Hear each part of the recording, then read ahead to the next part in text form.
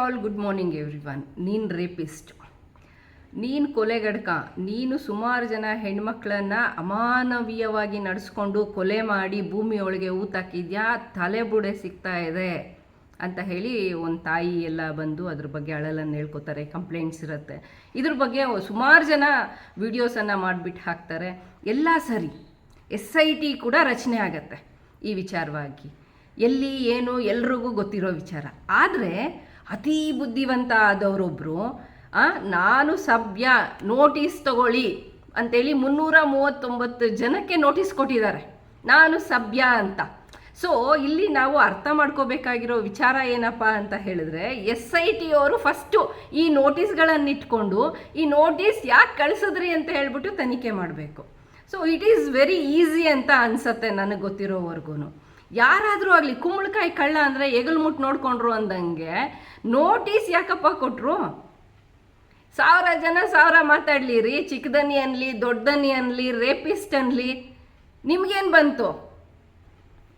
ಬಂತು? ಮತ್ತು ಆ ನೋಟಿಸ್ಗಳಲ್ಲಿ ಲಿಂಕ್ಗಳನ್ನು, ಕೆಲವೊಂದು ಲಿಂಕ್ಗಳನ್ನು ಮೆನ್ಷನ್ ಮಾಡಿದ್ದಾರೆ, ಇಂಥ ವಿಡಿಯೋದಲ್ಲಿ ನೀವು ಹಿಂಗೆ ಮಾತಾಡಿದ್ದೀರಿ ಅಂತ. ಅಲ್ಲೆಲ್ಲೋ ಅವರು ಬೇರೆ ಯಾವುದೋ ಇಶ್ಯೂ ಮಾತಾಡಿರ್ತಾರೆ, ರೇಪು ಮರ್ಡರು ಯಾವುದೋ ಅಲ್ವೇ ಅಲ್ಲ, ಯಾವುದೋ ಒಂದು ಹಾಸ್ಯ ಕಾರ್ಯಕ್ರಮದ ಬಗ್ಗೆ ಮಾತಾಡಿರೋ ಲಿಂಕ್ ಕೂಡ ಹಾಕ್ಬಿಟ್ಟು ಮಾನಹಾನಿ ಆಯಿತು ಅಂತ ಹೇಳ್ಬಿಟ್ಟು ನೋಟಿಸ್ಗಳನ್ನು ಇಷ್ಟೂ ಜನಕ್ಕೆ ಒಟ್ಟೊಟ್ಟಿಗೆ ಕಳಿಸಿದ್ರೆ SIT ಅವರು ತನಿಖೆ ಮಾಡೋಕ್ಕೆ ಸುಲಭ ಆಗಲಿಲ್ವೇನ್ರಿ? ಯಾರೇ ನಿಮಗೆ ಕಾನೂನು ಸಲಹೆಗಾರರು, ಯಾರೇ ನಿಮ್ಗೆ ಹಿಂಗೆಲ್ಲ ಐಡಿಯಾ ಕೊಡೋರು? ತಪ್ಪಿಸ್ಕೊಳ್ಳೋದಕ್ಕೆ ಚಾನ್ಸ್ ಇದ್ರೂ ನೀವೇ ಹೋಗ್ಬಿಟ್ಟು ನೀವೇ ಟ್ರ್ಯಾಪ್ ಒಳಗಡೆ ಬಿದ್ದೋಗಂಗಿದೆ.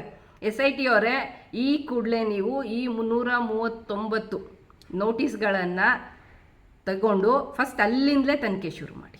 ಈ ನೋಟಿಸನ್ನು ಯಾರು ಕಳಿಸಿದ್ರು ಅಲ್ಲಿಂದ ಶುರು ಮಾಡಿ. ಸಮಥಿಂಗ್ ಇಸ್ ದೇರ್ ನನಗನ್ನಿಸ್ತಾ ಇದೆ. ಇನ್ವೆಸ್ಟಿಗೇಷನ್ಗೆ ನಿಮಗೆ ಇದೇ ಸ್ಟಾರ್ಟ್ ಪಾಯಿಂಟ್ ಅಂತ ಅಂದ್ಕೊಳ್ಳಿ. SITಗೆ ಒಂದು ಒಳ್ಳೆ ಸ್ಟಾರ್ಟ್ ಪಾಯಿಂಟ್ ಯಾವುದಪ್ಪ ಅಂದರೆ, ಈ ನೋಟಿಸ್ ಕಳಿಸಿರೋರು ಯಾಕೆ ಕಳಿಸಿದ್ದಾರೆ ಅಲ್ಲೂ ಒಂದು ತನಿಖೆ ಆಗಲಿ. ಅವರನ್ನು ಒಂದು ಆರೋಪಿ ಮಾಡಿಕೊಂಡು ನೀವು ಅಲ್ಲಿಂದಲೇ ತನಿಖೆ ಶುರು ಮಾಡಿ. ಭಾಳ ಹೆಲ್ಪ್ ಆಗ್ಬೋದು ಈ ಕೇಸಲ್ಲಿ ಅಂತ ನನಗನ್ಸುತ್ತೆ. ಈ ವಿಡಿಯೋ ಇಷ್ಟ ಆಗಿದರೆ ಲೈಕ್ ಮಾಡಿ, ಶೇರ್ ಮಾಡಿ ಆ್ಯಂಡ್ ಕಮೆಂಟ್ ಮಾಡಿ.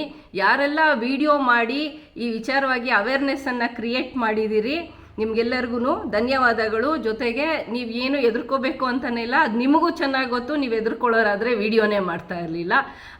Thanks to everyone and please share the video. Thanks for watching this video.